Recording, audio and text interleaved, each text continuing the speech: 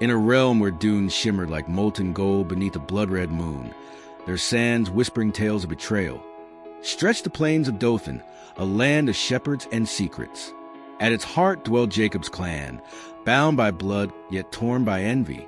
Joseph, the youngest son, clad in a radiant coat woven with starlight, bore dreams of divine favor, his visions a spark in the twilight.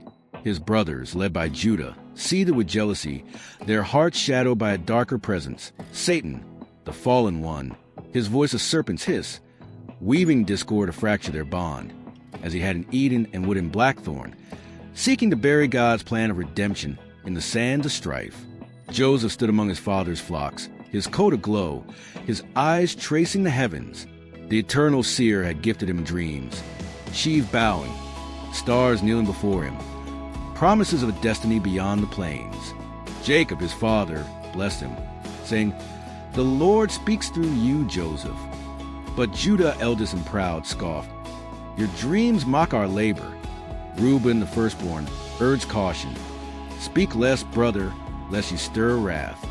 A shadow slithered through the dunes, whispering, "Your visions are vain. Keep silent."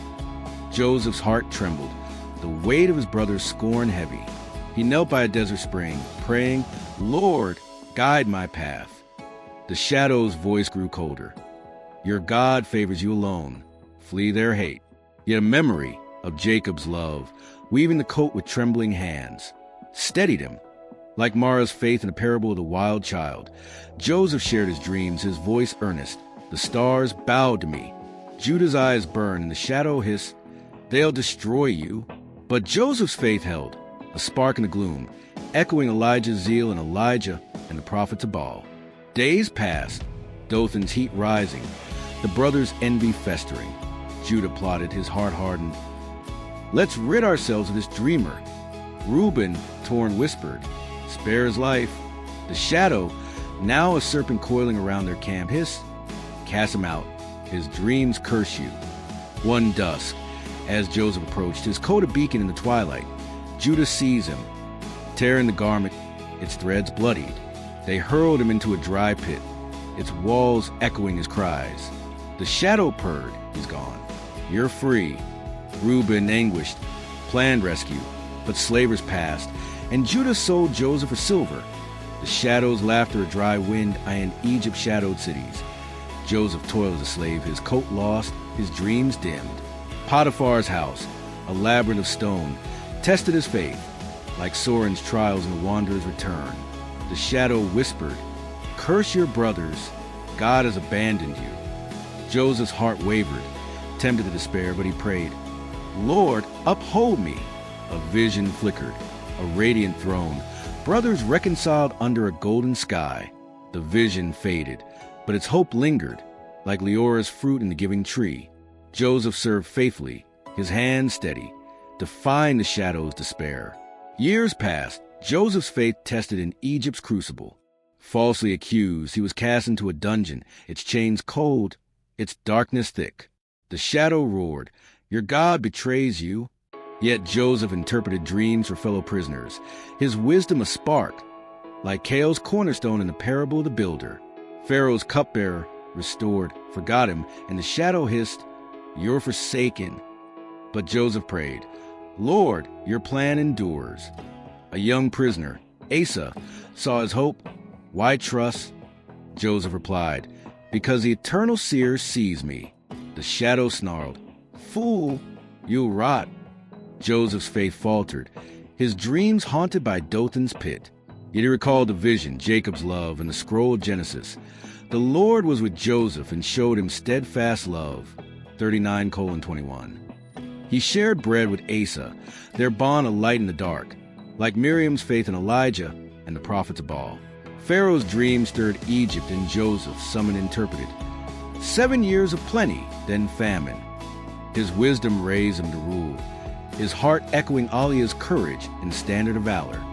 Famine gripped Dothan, driving Joseph's brothers to Egypt, their faces gaunt, unrecognizing him. Judah, humbled, sought grain, his pride broken. The shadow hissed, "Punish them, they sold you." Joseph's heart trembled, memories of the pit stinging. but he tested their hearts, hiding his tears. He sent them back, then summoned them again, revealing himself, "I am Joseph, your brother." Judah fell, weeping, "Forgive us." The shadow roared, "Avenge!" But Joseph embraced him, his coat restored, gleaming like Torin's redemption in the lantern of forgiveness. The brothers bowed, the vision fulfilled. Like Ellen's hearth and the wanderers returned, Joseph's mercy fed Dothan. His storehouses open. Reuben, repentant, served beside him, and Jacob, reunited, blessed his sons.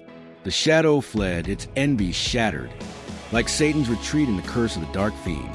Egypt and Dothan flourished. Joseph's coat a beacon, like Cale's cornerstone. Joseph's forgiveness became a legend. Dothan's unity a symbol of God's redemption, like Eli's multiplied loaves and the feast of abundance. Travelers spoke of the dreamer who saved the betrayers, his story reaching Blackthorn, where Mira drew strength against the dark fiend's schemes. Satan, retreating, plotted anew, but Joseph's love stood, a bond no pick could break, pointing to a Savior's eternal grace. Moral: God's teaching on forgiveness and redemption, as in Genesis 45, verse 7, restores through mercy, overcoming envy's lies, as Joseph declared. God sent me before you preserve life, Genesis 45, verse 5.